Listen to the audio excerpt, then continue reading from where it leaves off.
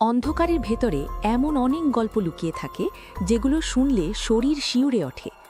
পৃথিবীর অনেক জায়গায় এমন কিছু ঘটনা ঘটে যেগুলোর কোনো ব্যাখ্যা আজও কেউ দিতে পারেনি। কেউ বলে এগুলো কেবল কল্পনা, আবার কেউ বলে এগুলোই বাস্তবের সবচেয়ে ভয়ঙ্কর সত্য। আজকের এই গল্পটাও ঠিক তেমনই এক রহস্যময় ঘটনার ওপর ভিত্তি করে। একটি নির্জন জায়গা, এক অদ্ভুত রাত, আর এমন কিছু ঘটনার শুরু যা একবার শুরু হলে আর সহজে শেষ হয় না। যদি আপনি দুর্বল মনের মানুষ হন, তাহলে এই গল্প শোনার আগে একবার ভেবে নিন, কারণ আজকের গল্পে এমন কিছু আছে যা হয়তো আপনার রাতের ঘুম কেড়ে নিতে পারে। তাহলে আলো নিভিয়ে মন শক্ত করে বসে পড়ুন, কারণ এখন শুরু হতে যাচ্ছে আজকের ভয়ঙ্কর গল্প। রাত তখন প্রায় 10:30। বৃষ্টি থেমে গেছে, কিন্তু বাতাসে এখনো ভেজা মাটির গন্ধ।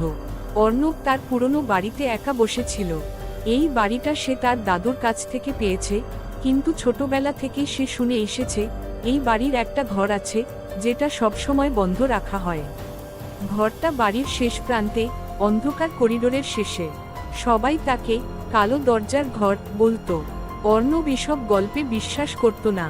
তার কাছে সবই ছিল গায়ের মানুষের বানানো ভয় দেখানোর গল্প। কিন্তু সেদিন রাতে হঠাৎ করেই তার ঘুম ভেঙে গেল। সে শুনতে পেল কেউ যেন দরজায় টোকা দিচ্ছে। টোকা, টোকা, টোকা। প্রথমে সে ভাবল হয়তো বাতাসের শব্দ, কিন্তু শব্দটা স্পষ্ট হচ্ছিল। ধীরে ধীরে সে উঠে দাঁড়ালো এবং করিডোরের দিকে তাকালো। অন্ধকারের মধ্যে সেই শব্দটা আসছে ঠিক সেই কালো দরজার ঘর থেকে। অর্ণবের বুক ধড়ফড় করতে লাগল। সে নিজেকে বোঝাতে চেষ্টা করল এটা কিছুই না, শুধু পুরনো দরজার শব্দ। কিন্তু হঠাৎ করে টোকা দেওয়া বন্ধ হয়ে গেল।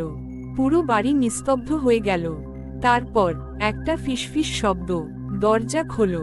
অর্ণবের শরীর ঠান্ডা হয়ে গেল। সে স্পষ্ট শুনতে পেল এই শব্দটা মানুষের, কিন্তু যেন খুব দূর থেকে আসছে। সে ধীরে ধীরে এগিয়ে গেল করিডোরের দিকে। তার প্রতিটি পা ফেলার শব্দ পুরো বাড়িতে প্রতিধ্বনিত হচ্ছিল। করিডোরের শেষে গিয়ে সে দাঁড়িয়ে পড়ল। তার সামনে সেই কালো দরজা। দরজাটা অনেক পুরনো, কাঠে কালচে দাগ, যেন আগুনে পুড়ে গেছে কোনো এক সময়। হঠাৎ করে দরজাটা নিজে থেকেই একটু ফাঁক হয়ে গেল। করাত। অর্ণব স্থির হয়ে দাঁড়িয়ে রইল। ভেতরটা পুরো অন্ধকার, কিন্তু অন্ধকারের মাঝেও সে দেখতে পেল কেউ একজন দাঁড়িয়ে আছে। একটা ছায়া, যেটা ধীরে ধীরে তার দিকে এগিয়ে আসছে। অর্ণব পিছিয়ে যেতে চাইল, কিন্তু তার পা যেন মাটিতে আটকে গেছে। ছায়াটা দরজার সামনে এসে থেমে গেল। তারপর একটা কণ্ঠস্বর, এতদিন পর এলে। অর্ণব চিৎকার করতে চাইল, কিন্তু তার গলা দিয়ে কোনো শব্দ বের হলো না। হঠাৎ করে দরজাটা পুরো খুলে গেল। একটা ঠান্ডা বাতাস বেরিয়ে এসে পুরো করিডোর ভরিয়ে দিল। অর্ণব হঠাৎ অনুভব করল কেউ তার হাত ধরে টানছে। সে জোরে চোখ বন্ধ করে ফেলল। কিছুক্ষণ পর যখন সে চোখ খুলল, সে নিজেকে সেই ঘরের ভেতরে দেখতে পেল। ঘরটা একদম খালি, কিন্তু দেয়ালে অদ্ভুত সব দাগ।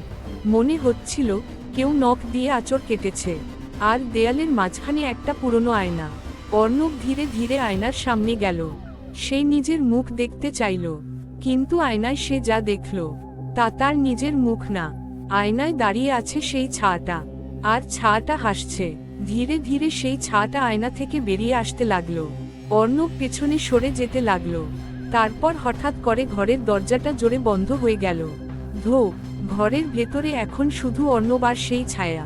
ছায়াটা তার কাছে এসে ফিসফিস করে বলল, এই ঘর থেকে কেউ বের হয় না। অর্ণব চিৎকার করে উঠল। হঠাৎ করে সবকিছু অন্ধকার হয়ে গেল। পরদিন সকালে গ্রামের লোকজন অর্ণবের বাড়িতে গেল। তারা দেখল পুরো বাড়ি খালি, কিন্তু করিডোরের শেষে সেই কালো দরজাটা খোলা। ভেতরে গিয়ে তারা শুধু একটা জিনিস পেল।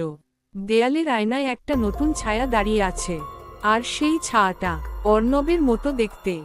তাহলে এটাই ছিল আজকের গল্প। কিন্তু মনে রাখবেন, সব ভয়ের শেষ হয় না গল্প শেষ হওয়ার সঙ্গে সঙ্গে। কিছু ছায়া আমাদের সঙ্গেই থেকে যায়। আজ রাতের পর যদি হঠাৎ কোনো অচেনা শব্দ শুনতে পান, অথবা মনে হয় কেউ আপনাকে দেখছে, তাহলে বুঝবেন অন্ধকার কখনো পুরোপুরি ফাঁকা থাকে না। ভিডিওটি যদি আপনাকে একটুও শিহরিত করে থাকে, তাহলে লাইক দিন, চ্যানেলটি সাবস্ক্রাইব করুন, আর কমেন্টে লিখে জানান আপনি কি একা বসে এই গল্প শুনেছেন। আবার দেখা হবে আরেকটি অজানা অন্ধকার গল্প নিয়ে। ততক্ষণ পর্যন্ত আলো নিভিয়ে রাখুন।